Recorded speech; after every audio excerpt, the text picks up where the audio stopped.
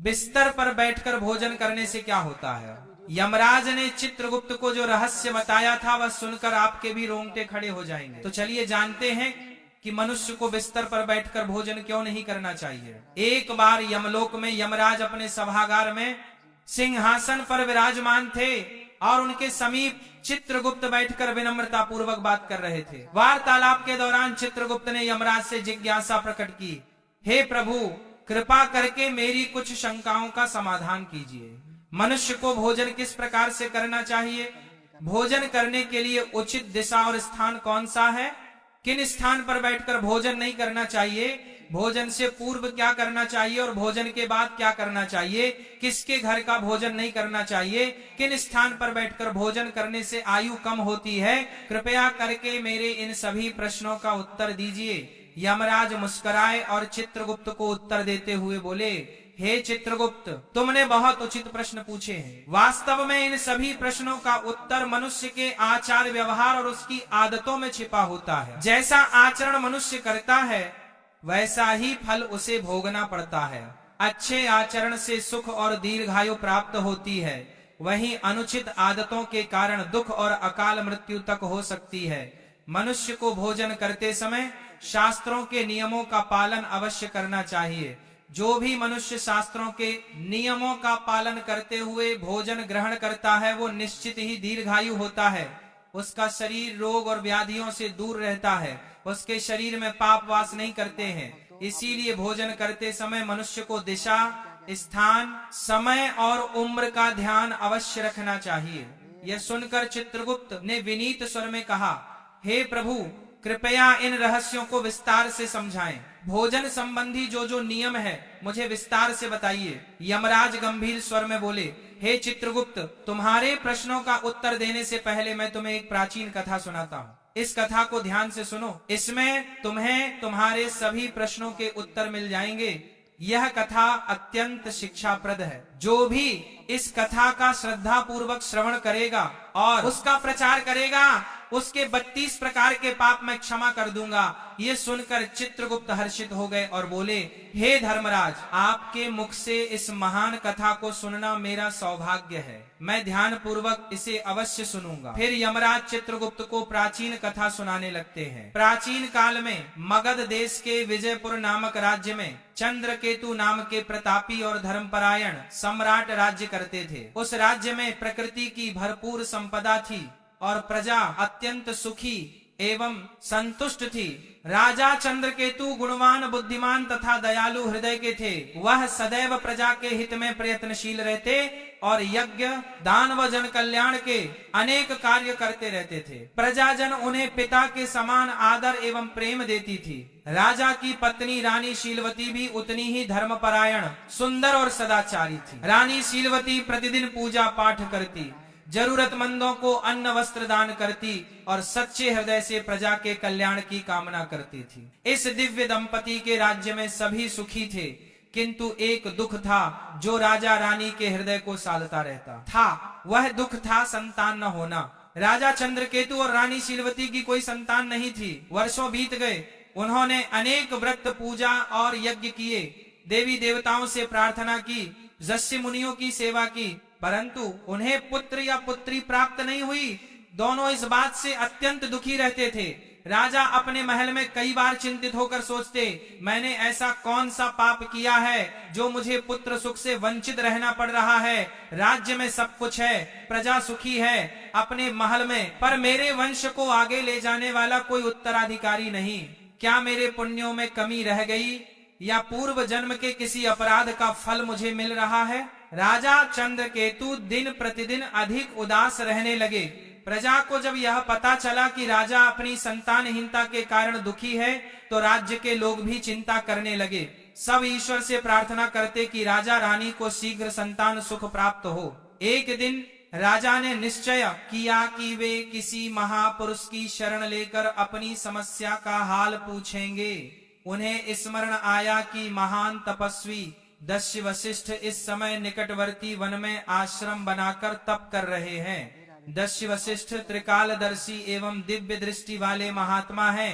वे अवश्य ही इस रहस्य को जान सकते हैं। राजा ने निश्चय किया कि वे स्वयं आश्रम जाकर ऋषि वशिष्ठ से मार्गदर्शन मांगेंगे। अगले ही दिन प्रातः राजा चंद्रकेतु कुछ सहयोगियों सहित अपने रथ पर सवार होकर वन की ओर चल पड़े। शीघ्र ही राजा वशिष्ठ मुनि के शांत आश्रम पहुँचे। हरे भरे वृक्षों से घिरा था और जहाँ पक्षियों का मधुर कलरव गूंज रहा था, नशी वशिष्ठ आश्रम के द्वार पर ही मानो उनकी प्रतीक्षा कर रहे थे।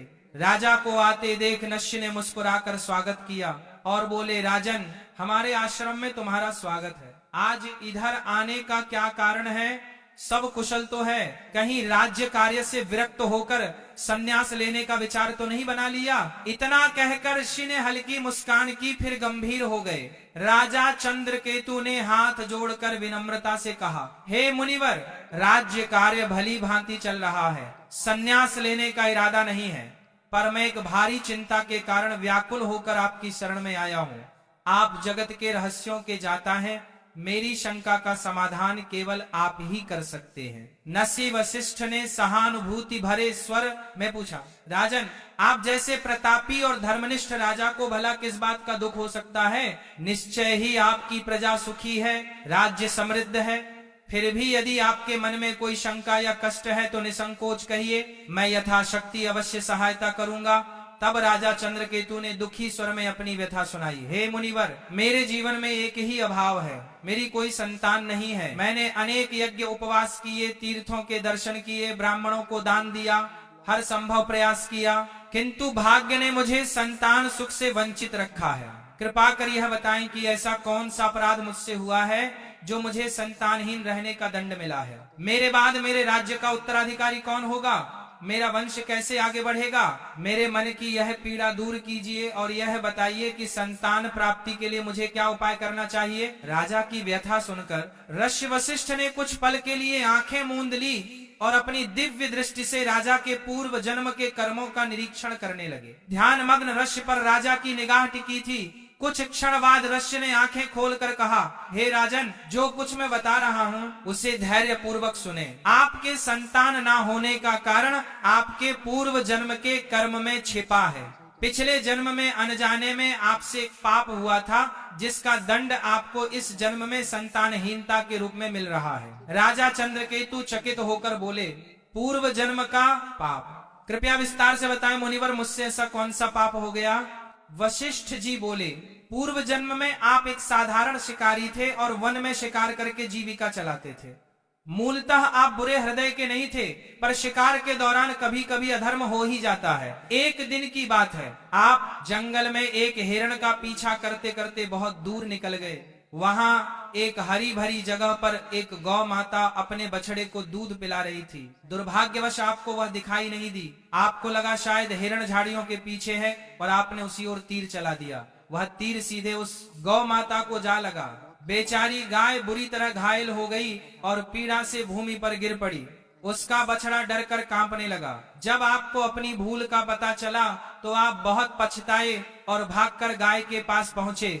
आपने तुरंत उपचार का प्रयत्न किया, पर कुछ देर बाद उस गाय ने तड़प कर प्राण त्याग दिए। हे राजन, गौ माता को अकारण कष्ट पहुंचाने के कारण ही आपको वर्तमान जन्म में संतान सुख से वंचित रहना पड़ा है। गाय परम पवित्र प्राणी है और उसे गौ माता कहा जाता है। उसकी पीड़ा का पाप बहुत बड़ा होता है। भले ही वह अनजाने में हुआ, लेकिन पिछले जन्म में आपके हाथों यह पाप हुआ था, इसलिए इस जन्म में आपको पुत्रहीन रहने का श्राप मिला। पूर्व जन्म का यह रहस्य सुनकर राजा चंद्रकेतु के नेत्रों से आंसू बहने लगे।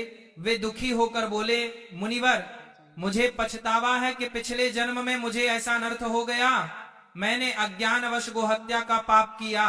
अब बताइए, किस पाप से मुक्ति का कोई मार्ग है क्या?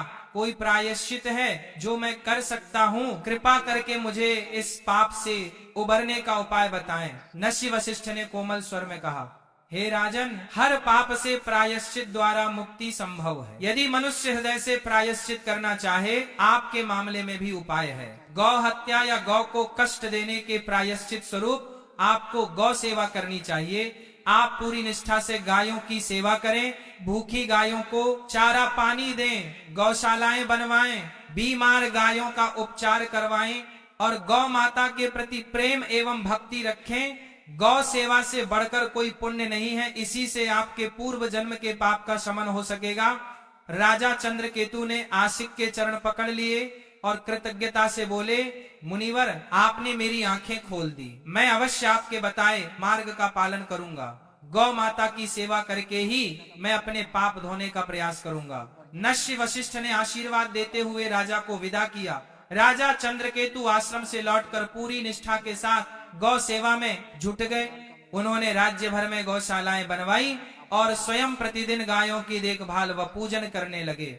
रानी शीलवती भी गौ माता की सेवा में बराबर लगी रही। उन्हें पूर्ण विश्वास था कि गौ सेवा से उनके जीवन का अंधकार अवश्य दूर होगा। कई महीनों तक निरंतर श्रद्धा पूर्वक गाय की सेवा करने के बाद भगवान ने उनकी प्रार्थना सुनी। रानी शीलवती ने अंततः एक सुंदर पुत्र को जन्म दिया। वर्षों बाद संतान सुख पाकर राजा रानी की खुशियों का ठिकाना ना रहा। पूरे राज्य में आनंद मनाया गया और उस शुभ अवसर पर प्रजा ने भी हर्षोल्लास से उत्सव मनाया। समय बीतता गया। राजकुमार हिष्ट पुष्ट बालक के रूप में बड़ा होने लगा। राजा रानी ने उसका लालन पालन बड़े लाड प्यार से किया। वर्षों बाद संतान मिलने के कारण राजकुमार की प्रत्येक इच्छा पूरी करते थे। माता पिता को प्रसन्न रखने के लिए महल के सेवक भी राजकुमार को दुलार देते और कभी किसी बात के लिए उसे कठोर अनुशासन में नहीं रखा जाता था। अत्यधिक लाड प्यार के कारण राजकुमार अनुशासनहीन होने लगा था। हालांकि वह हृदय से बड़ा नहीं था, बचपन से ही उसे मनमर्जी करने की छूट मिल गई थी। वह सुबह देर तक सोया रहता और बिना नहाए धोए रसोई से नाश्ता मांग लेता। कभी भोजन कक्ष में जाने का कष्ट नहीं करता, बल्कि बिस्तर पर ही भोजन करने की जिद करता। महल के दास दासियां सोने की थाली में तरह तरह के पकवान सजाकर राजकुमार के शयन कक्ष तक ले आते। राजा या रानी उसे डांटते टोकते नहीं थे और सेवक भी उसकी हर इच्छा पूरी करते थे। राजगुरु सहित कुछ बुजुर्गों ने कभी कभार राजकुमार को समय पर स्नान करने और उचित स्थान पर बैठकर खाने की सलाह भी दी, परंतु माता पिता ने प्रेमवश उसकी गलतियों को अनदेखा कर दिया। रानी शीलवती भी बेटे की हर फरमाइश पूरी करती थी और चाहती थी कि उसका बचपन हंसी खुशी बीते। इस प्रकार राजकुमार युवा किशोर अवस्था तक आया। देखते देखते वह 16 वर्ष का हो गया। राजा चंद्रकेतु ने मन ही मन उसे अपना उत्तराधिकारी मानना शुरू कर दिया था, किंतु विधि को कुछ और ही मंजूर था। 16 वर्ष की आयु में राजकुमार अचानक एक गंभीर रोग से पीड़ित हो गया। राजवैद्य ने इलाज में कोई कसर न छोड़ी। दूर दूर से वैद्य बुलाए गए और यज्ञ प्रार्थनाएं भी की गईं, किंतु कुछ भी कारगर नहीं हुआ। कुछ ही दिनों के भीतर दुर्भाग्यवश उस किशोर राजकुमार ने अपने प्राण त्याग दिए। इस आकस्मिक वज्रपात से राजा रानी पर दुखों का पहाड़ टूट पड़ा और पूरे राज्य में शोक छा गया। इस घटना के बाद राजा चंद्रकेतु ने राजपाट त्यागने का निर्णय कर लिया। उन्होंने अपने भतीजे को राज्य सौंप दिया और रानी शीलवती के साथ वन में ऋषि वशिष्ठ के आश्रम जा पहुंचे। ऋषि वशिष्ठ ने राजा रानी को अत्यंत शोकाकुल देखा तो स्नेह पूर्वक कारण पूछा, राजन, आप इतने व्यथित क्यों हैं? राजा चंद्रकेतु ने रोते हुए अपने पुत्र की अकाल मृत्यु की कथा ऋषि को सुना दी। तब ऋषि वशिष्ठ ने ध्यान लगाकर अपनी दिव्य दृष्टि से कारण जानने के बाद कहा, हे राजन, आपके पुत्र की आयु क्षीण होने का कारण उसके अपने ही आचरण में था। आपको पूर्व जन्म के पुण्य फल से पुत्र की प्राप्ति तो हुई, किंतु आपके पुत्र ने बचपन से ही कुछ ऐसी अनुचित आदतें अपनाई जिनके परिणाम स्वरूप उसे अल्पायु में ही मृत्यु का सामना करना पड़ा है। आपका पुत्र प्रतिदिन बिना स्नान किए भोजन करता रहा और प्रायः बिस्तर पर बैठकर ही भोजन करता रहा। जो मनुष्य बिना नहाए धोए भोजन करता है उसकी आयु क्षीण हो जाती है, और जो मनुष्य बिस्तर पर बैठकर भोजन करता है उसके शरीर में विभिन्न रोग उत्पन्न हो जाते हैं और उसके जीवन के भी असमय समाप्त हो जाने की आशंका रहती है। अनेक औषधियों और प्रयासों के बावजूद आपका पुत्र बचाया नहीं जा सका, क्योंकि उसकी देह उन अपवित्र आदतों का शिकार हो चुकी थी। दृश्य के इन वचनों ने राजा रानी की आंखें खोल दी। उन्हें अपनी भूल का गहरा पश्चाताप हुआ और उन्होंने सांसारिक मोह त्यागने का निश्चय किया। राजा चंद्रकेतु ने वहीं आश्रम में रहकर शेष जीवन तपस्या और भगवान के चिंतन में बिताया। रानी शीलवती ने भी राजसी ठाट बाट त्याग कर अपने पति के साथ सादा जीवन अपना लिया। इस प्रकार राजा रानी ने दुख से ऊपर उठकर धर्म के मार्ग पर शांति पाली। कथा सुनाकर यमराज ने चित्रगुप्त की ओर देखते हुए कहा, देखा चित्रगुप्त किस प्रकार मनुष्य की अपनी आदतें उसके जीवन को संवारती या बिगाड़ती हैं। राजा चंद्रकेतु जैसे पुण्यात्मा को भी अपने पुत्र की अकाल मृत्यु का दुख सहना पड़ा, क्योंकि उनके पुत्र ने गलत आदतों का पालन किया था। अतः प्रत्येक मनुष्य को सावधान रहना चाहिए कि वह किस प्रकार का आचरण कर रहा है। मनुष्य को सदैव भोजन करने से पूर्व शारीरिक शुद्धि कर लेनी चाहिए। अपने 5 अंग, दोनों हाथ, दोनों पैर तथा मुखमंडल को अच्छी तरह जल से धोना चाहिए। यदि संभव हो तो भोजन से पूर्व स्नान करके पवित्र होकर ही अन्न ग्रहण करना चाहिए। बिना स्नान किए भोजन करना शास्त्रों में वर्जित है। ऐसा करना पशुओं जैसा आचरण माना गया है और इससे आयु कम होती है। साफ सफाई के बाद ही मनुष्य को अन्न ग्रहण करना चाहिए। भोजन आरंभ करने से पूर्व मनुष्य को अन्नपूर्णा देवी तथा परमात्मा को स्मरण कर धन्यवाद देना चाहिए, जिनकी कृपा से ये भोजन प्राप्त हुआ है। साथ ही प्रार्थना करें कि संसार के अन्य सभी प्राणियों को भी आहार प्राप्त हो। इस प्रकार मन ही मन ईश्वर को प्रणाम करके आदर पूर्वक भोजन करने से अन्न पवित्र रहता है और वह शरीर को पूर्ण पोषण देता है। भोजन करते समय बैठने का स्थान भी शुद्ध और उचित होना चाहिए। जमीन पर चटाई बिछाकर पालथी मारकर बैठकर भोजन करना श्रेष्ठ माना गया है। बिस्तर पर बैठकर भोजन करना अशुभ तथा स्वास्थ्य के लिए हानिकारक होता है। शैया पर अन्न ग्रहण करने से अपवित्रता बढ़ती है और शरीर विभिन्न रोगों का घर बन जाता है।